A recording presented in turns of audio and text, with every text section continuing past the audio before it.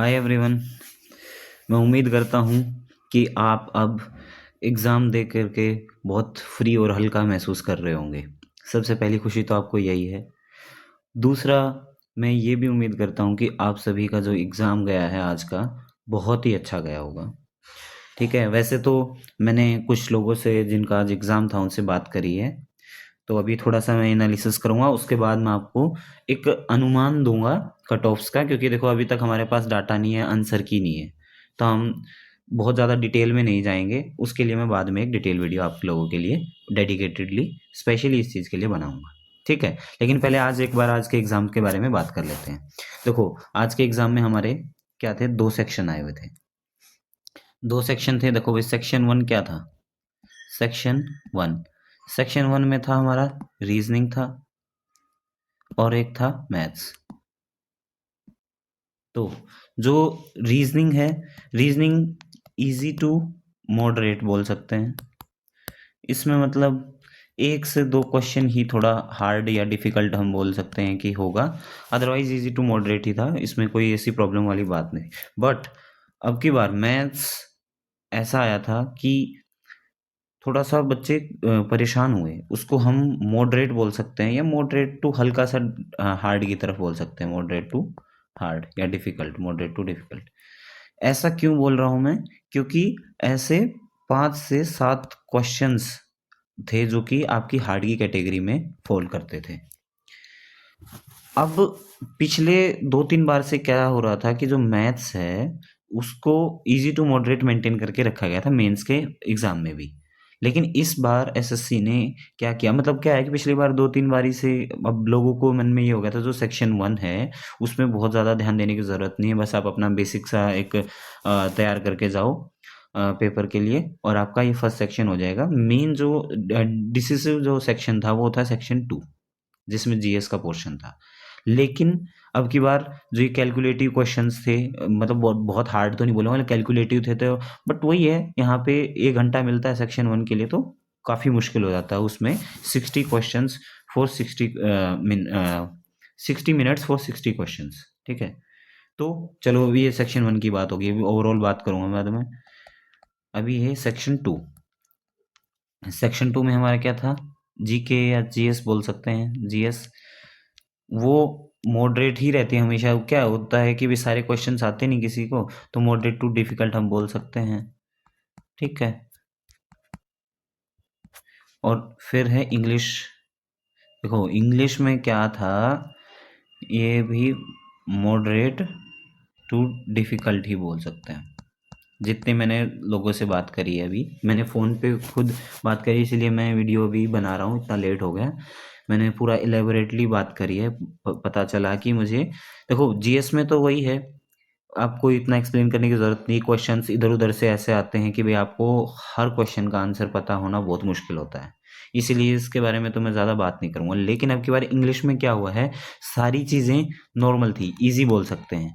But जो comprehension था या पैसेज बोलते हैं जिसे हम, वही पैसेज बहुत ही लेंदी एंड ऐसा था कि आपको मतलब समझ नहीं आ रहा था, मतलब बहुत बार पढ़ना पड़ रहा था उसको।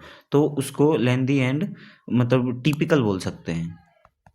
टिपिकल था, आपके ऑप्शंस भी टिपिकल थे, सिमिलर से थे, लॉजिकल थे। तो कोई भी अगर उस पैसेज को पढ़ रहा था, उसको बहुत टाइम लग रहा था। बहुत लोगों ने तो ये बात बोली कि 30 मिनट्स, तो उन्होंने क्या किया, ये 15 3 पैसेज थे ऐसे-ऐसे, 3 3 पैसेज थे। तो क्या हुआ कि जो ये 3 पैसेज को छोड़ के जीएस और इंग्लिश का जो पोर्शन था, वो तो 30 मिनट्स में, और बाकी का जो ये 3 पैसेज थे, उन्होंने अकेले 30 मिनट्स लिए। इट मीन्स मैंने आज सुबह एक शॉर्ट्स बनाया था, तो उसमें यही बताया था कि आपको रिलैक्स नहीं होना है। जब तक आपका पेपर खत्म नहीं हो जाता, आपको रिलैक्स नहीं होना है। तो वही उसके पीछे ये रीज़न था। अगर बाई चांस आपके पैसेज ये तीनों लास्ट में थे, आप वहां तक जाते जाते सोचोगे कि हाँ यार ये तो इजी है, इजी इजी है। लास्ट में जब आपको पता चले कि 3 पैसेज है और वो भी इतने टिपिकल, इतने बड़े, आप आंसर नहीं कर पा रहे, तो आपका कहीं ना कहीं एक भी पैसेज छूट गया, तो आप ये मानो कि आपको 15 मार्क्स का लॉस है। और 15 मार्क्स का लॉस तो, अब मुझे, आप इतने compete कर रहे हो, इतने हाई कंपटीशन में, तो आपको पता होगा कि एक एक मार्क का कितना महत्व है। तो ठीक है, फिर ये तो लोगों ने, बच्चों ने सहा ही सहा। फिर बात करते हैं हम कंप्यूटर की। तो कंप्यूटर में क्या हुआ, जो कंप्यूटर था, कंप्यूटर इतना हार्ड आ गया कि जो कंप्यूटर बैकग्राउंड से भी थे उनको भी बहुत मुश्किल हुई। लेकिन जो कंप्यूटर बैकग्राउंड से नहीं थे, बहुत कम पढ़ के गए थे, सोचा कि हाँ तुक्के मार लेंगे, उनको सिर्फ 3 to 4 क्वेश्चंस ही आते थे। इस चीज़ का मतलब आप समझते हो? ऐसे केस में क्या है कि बहुत सारे बच्चों को इनका तो डर सता ही नहीं रहा। इनका तो बोले कि ठीक है मार्क्स आ जाएंगे, सो आ जाएंगे जितने भी, लेकिन अगर बाई चांस कंप्यूटर में फेल हो गए तो हमारे इसमें कितने भी अच्छे मार्क्स आ जाए कोई फर्क नहीं पड़ता। तो कंप्यूटर का डर ज़्यादा सता रहा है। देखो मुझे जहाँ तक लगता है कि अगर इतना हार्ड आया था जेन्युइनली, तो या तो कट ऑफ डाउन होगी, जो हम यूआर की सीपीटी वाली पोस्ट के लिए समझते हैं वो 27 मान के चल रहे हैं, या तो ये डाउन होगी, या फिर अगर ये रहेगी तो भाई बहुत मुश्किल आएगी। किसी के अगर थोड़े नंबर भी हैं तो वो भी रेस में बना हुआ है, इसीलिए डू नॉट लूज होप। अभी मैं जो कट ऑफ बताऊंगा उसमें कंप्यूटर को मैं कंसीडर नहीं करूंगा, मैं मान के चलूंगा कि कंप्यूटर में सभी पास है। देखो एक्चुअल में क्या है, जब आंसर की आएगी, मार्क्स आएंगे, तो उसके बाद हमें थोड़ा एक लॉजिकल एक फिगर मिलेगा, तो उस केस में हम कंप्यूटर को काउंट करेंगे। बट आज जो मैं डिस्कशन करूंगा सिर्फ सेक्शन 1 और सेक्शन 2 के बिहाफ पे आपको बताऊंगा। अच्छा, अभी जो मैंने बेसिस लिया है ये बताने का, वो क्या है, वो है आपका CGL 2023। इसके पीछे रीज़न क्या है? उसके पीछे रीज़न ये है कि जो 24 था या 22 था CGL, उस वो मल्टीपल शिफ्ट में हुआ था मेंस, लेकिन 23 और ये 25 ये सिंगल शिफ्ट में हुआ है। सो जो मेरा जो बेसिस है उसका रीज़न आप समझ गए हो। देखो मैंने क्या है, ये रिजल्ट दिया हुआ है यहाँ पे आपको, declaration of revised final result of CGL 2023। तो यहाँ पे जो कट ऑफ आई थी उसके जो मेन मेन हमारी जो पोस्ट्स हैं उसके बारे में हम डिस्कशन करेंगे। लाइक सबसे पहले हम बात करेंगे CSS की, ASO इन CSS। अच्छा यहाँ पे अगर आप देखेंगे तो मैंने क्या है, जो सॉरी, जो ये है ये टोटल वैकेंसी लिखी है, और जो ब्रैकेट है वो मैंने लिखी है यूआर की वैकेंसी। अभी मैं आपको यूआर की जो कट ऑफ है उसके बारे में आइडिया दूंगा। उसके बाद आप जैसे जैसे इसमें डिफरेंस है, यहाँ पे आप कट ऑफ देख सकते हैं हर एक कैटेगरी के है, वैसे वैसे आप यहाँ से अपना आइडिया लगा सकते हैं। ठीक है, तो मैं यहाँ पे कट ऑफ के बारे में ही बात करूंगा। अब ASO इन CSS एक्चुअल टोटल वैकेंसी है 682, जनरल की वैकेंसी है 273। यहाँ पे 342 थी उस टाइम पे और कट ऑफ गई थी 320। अब क्या चेंज आया है वो सभी के लिए एक बात बता देता हूँ मैं। 2-3 चीज़ों का चेंज है कि 24 के बाद बच्चे ज़्यादा विजिलेंट और ज़्यादा मतलब हार्ड वर्किंग हो गए थे। ऐसा नहीं है कि भाई कम क्या है, 2023 में थोड़ा वैकेंसी कम थी तो बच्चे सोच रहे थे कि नहीं यार मैं तैयारी नहीं कर रहा, मैं अगला CGL दूंगा जिसमें अच्छी वैकेंसी है। अब की बार जो OS की वैकेंसी थी उसकी वजह से बहुत सारे बच्चे या जो वर्किंग जो पर्सनस हैं जो साउथ में वर्किंग है, नॉर्थ में पोस्टिंग चाहते हैं, वो लोग भी काफ़ी भर भर के उन्होंने एग्ज़ाम फिलअप किया और अभी अच्छे से तैयारी करी। उस अकॉर्डिंग जो कट ऑफ्स हैं उन पे बहुत फर्क पड़ेगा। अब CSS क्या है, जो 273 वैकेंसी है उसके अकॉर्डिंग जो UR की मुझे जहाँ तक लगता है जैसे 320 गई थी, तो यहाँ पे 314 से लेके 318 तक कट ऑफ जाएगी। अच्छा, इसका रीज़न मैं साथ साथ आपको बताता रहूँगा। रीज़न क्या है कि बहुत सारे बच्चे लाइक क्या है, हमारा जो CGL है, CGL के पहले मार्क्स नहीं आते। अगर पहले मार्क्स आते तो सबको पता चलता मेरा इतना रैंक बन रहा है, ये जैसे तैसे करके वो अपना ऊपर डाल देते हैं। लेकिन अब कोई इस बारे में रिस्क नहीं लेगा, किसी को जिस चीज़ में श्योरिटी है। वैसे तो CSS में रिस्क नहीं होता, क्योंकि अगर किसी ने CSS ऊपर फिल किया है ASO इन CSS तो उसको मिलेगा तो दिल्ली ही मिलेगा। लेकिन फिर भी बहुत सारे हैं कि भाई नहीं मेरे को इनकम टैक्स में जाना है, मेरे को GST में जाना है, तो वो पहले दूसरी फिलअप कर देते हैं। और जो दूसरी वैकेंसीज हैं वो भी बहुत सारी हैं, तो उनमें ज़्यादा इंटरेस्ट होने की वजह से मुझे जहाँ तक लगता है कि 314 to 318 इसकी कट ऑफ UR की रहने वाली है। फिर मैं बात करता हूँ, अच्छा एक एग्ज़ाम लेवल भी यहाँ पे मैटर करता है डेफ़िनेटली। जो 2023 का एग्ज़ाम लेवल था वो अब की बार जो एग्ज़ाम था उससे मतलब कम ही था। तो इसलिए भी उस कट ऑफ पे इतना फ़र्क पड़ेगा। अब आईबी में टोटल कितनी वैकेंसी है 197 और यूआर की है 100। उस टाइम पे कितनी थी 18, उस टाइम 320 गई थी। तो अब मुझे जहाँ तक लगता है कि 312 टू 314 तक इसकी भी कट ऑफ जाएगी आपकी। रेलवे, एएसओ इन रेलवेज, इसमें 23 वैकेंसीज हैं और उस टाइम पे कितनी थी 12 वैकेंसीज, 327 गई थी उस टाइम पे। तो अब मुझे लगता है 323 से लेके 325 तक ये कट ऑफ रहेगी एसओ इन रेलवेज। एमईए की अगर मैं बात करूं 44 यूआर की वैकेंसीज हैं। एमईए हिट लिस्ट में रहता है, टॉप की वैकेंसी टॉप की पोस्ट में इसकी काउंटिंग होती है। तो इसके लिए बच्चे काफ़ी इंटरेस्टेड रहते हैं। उस टाइम 58 वैकेंसीज थी और 331 इसकी कट ऑफ गई थी। लेकिन अब की बार क्या है कि वैकेंसी थोड़ी सी कम है, लेकिन प्रायोरिटी सबकी अभी भी एमईए फर्स्ट ही है। चाहे कितना भी हो, मुझे लगता है कि इसकी जो कट ऑफ है वो बढ़ सकती है, वो हो सकती है आपकी 332 से 336 तक, ये मान के चलिए आप एमईए के लिए। एएफएचक्यू, एएफएचक्यू का अभी मेरे पास डाटा नहीं था कि कितनी वैकेंसी हैं, मुझे पता नहीं चला इसलिए छूट गया मेरे से। तो इसकी चलो अभी डिस्कशन नहीं करेंगे। वैसे तो क्या था उस टाइम पे 14 वैकेंसी थी यूआर की, तो 320 गया था, तो इसका भी बहुत ज़्यादा नहीं जाता। मेनली क्या है जो लोगों के दिमाग में रहता है वो रहता है सीएसएस का, एएसओ इन सीएसएस, सेंट्रल सेक्रेटेरिएट सर्विसेज। अच्छा एएफएच के आर्म्ड फोर्सेस हेडक्वार्टर है, तो इसमें थोड़ा मोबाइल वगैरह नहीं रखने देते, थोड़ा लिमिटेशंस हैं।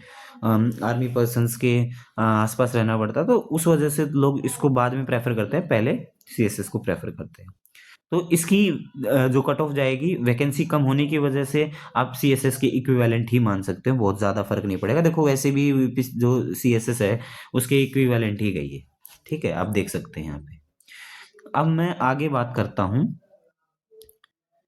आपका जीएसटी।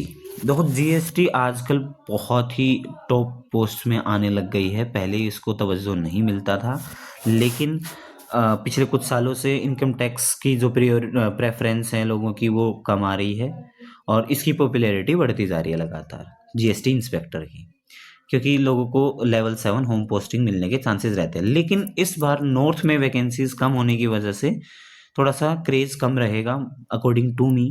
सो टोटल वैकेंसी हैं 1306 और यूआर की है 611। उस टाइम पे कितनी थी, यूआर की ही 1197 वैकेंसी थी, तो कट ऑफ गई थी 310।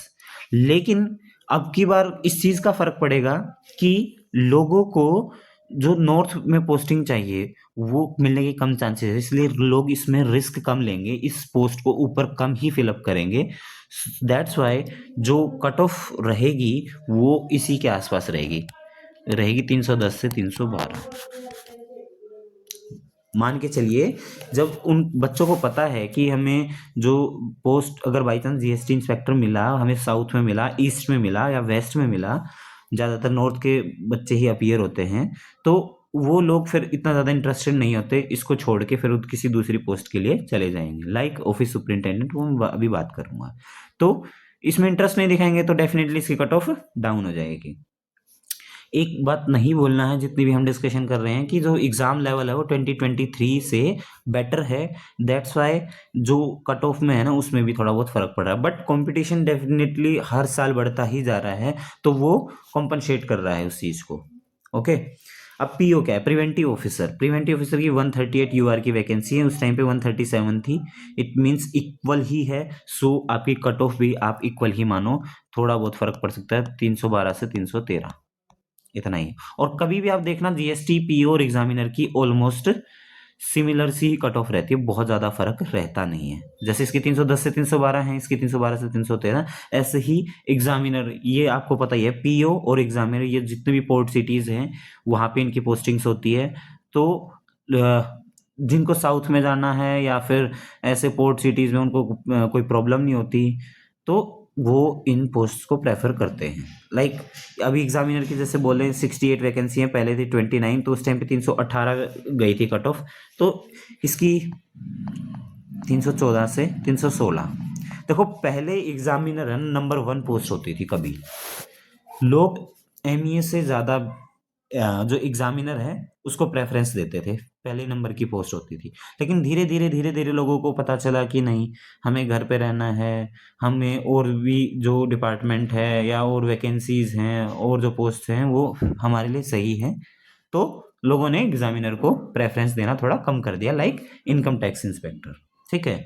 अच्छा, ईडी की एक वैकेंसी है, यूआर की, बाकी काफ़ी सारी वैकेंसी शायद मुझे लगता है ओबीसी की हैं। तो इस बारे में कोई ज़्यादा बात करने की मुझे नहीं लगता ज़रूरत है, क्योंकि यहाँ पे उस टाइम पे 2 वैकेंसी तो काफ़ी हाई कट ऑफ गई थी।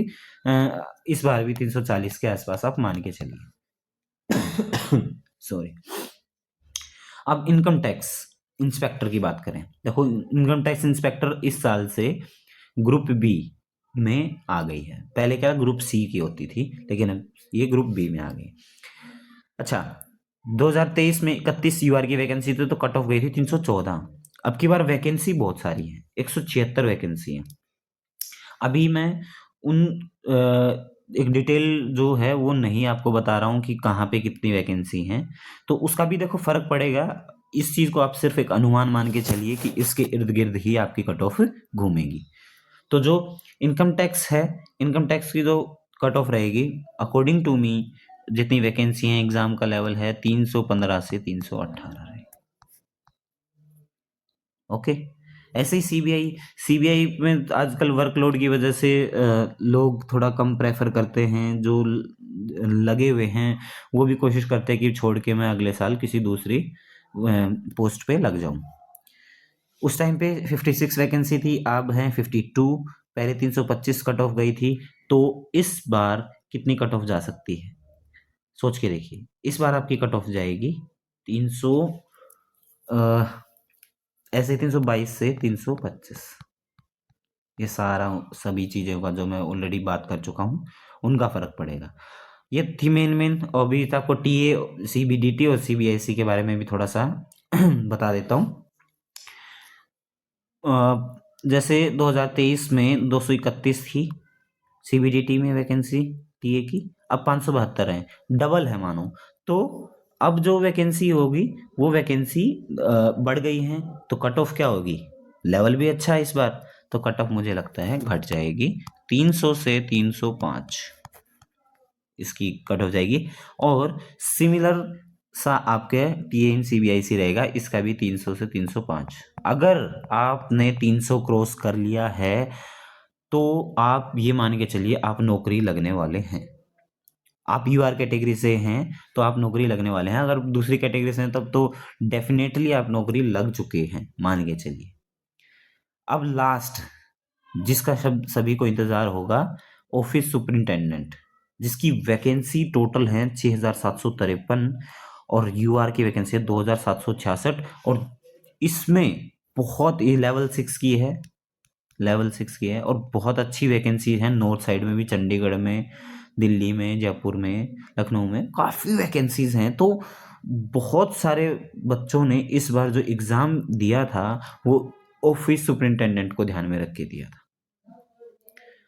तो ये पहली बार है, उस टाइम तो होती नहीं थी, ये पहली बार ये पोस्ट है, तो इसके बारे में हमारे पास कोई डाटा भी नहीं है। बट मुझे जहाँ तक लगता है जितनी वैकेंसी हैं उसके अनुसार इसकी कट ऑफ तो डाउन आएगी ही आएगी। और साथ में जो रिस्क फैक्टर है, अब लाइक किसी को पता चला, किसी ने मैं चूज कर लिया, देखो मेरे अच्छे मार्क्स हो सकते हैं, और उसने पोस्ट को ऊपर डाल दिया रेदर देन टीए या किसी और पोस्ट के, तो उसको मिल गई।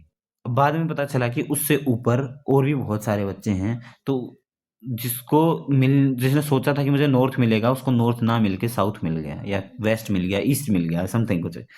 बट वो क्या है, ऑफिस सुपरिंटेंडेंट पे ही रहेगा, वो कहीं इधर उधर नहीं जा सकता। उसने एक बार अपनी पोस्ट प्रेफरेंस में डाल दिया और उसको मिल गया तो वो चेंज नहीं कर सकता। तो ऐसे करके जो लास्ट वाला जो 6,753वां बंदा होगा, तो अगर वो सेलेक्ट होगा तो उसकी जो कट ऑफ होगी वो बिल्कुल लो होगी। आई होप यू अंडरस्टैंड मैं क्या कहना चाह रहा हूँ कि भाई आपने भले ही अच्छा सोच के उसको चूज किया हो, लेकिन लास्ट में जब अल्टीमेट मार्क्स आएंगे तो आपका जब लास्ट में सिलेक्शन होगा और जो बंदा लास्ट सेलेक्ट होते हैं उसी को ही कट ऑफ मार्क्स बोला जाता है। तो इस हिसाब से जो कट ऑफ मार्क्स मेरे अकॉर्डिंग रहने वाले हैं वो रहेंगे 295 टू 300। मतलब अगर आप 295 नंबर यूआर में लेके आए हुए हैं, location I am not saying anything about that, but आपको एक जॉब लेवल 6 की मिलने के बहुत हाई चांसेस हैं।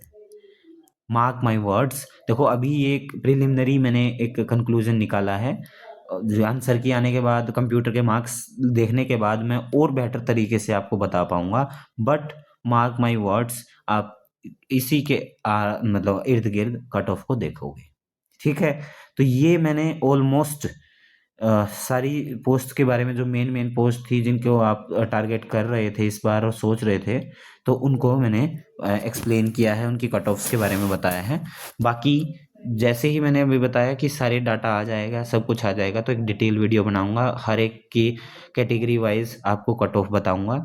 और आई होप आपके मार्क्स अच्छे बने और आप अपनी मनचाही पोस्ट पे लगें। ठीक है, तो चलिए हम जल्दी ही हमारी मुलाकात होगी, तब तक के लिए अपना ख्याल रखिए और अभी 1-2 दिन एंजॉय कीजिए। अभी किसी चीज़ के बारे में ज़्यादा मत सोचिए, एंजॉय कीजिए। आपने बहुत मेहनत की एग्ज़ाम के लिए, तो अपने माइंड को भी थोड़ा सा रिलैक्स देना ज़रूरी है। ठीक है, बाय बाय, टेक केयर, जय हिंद।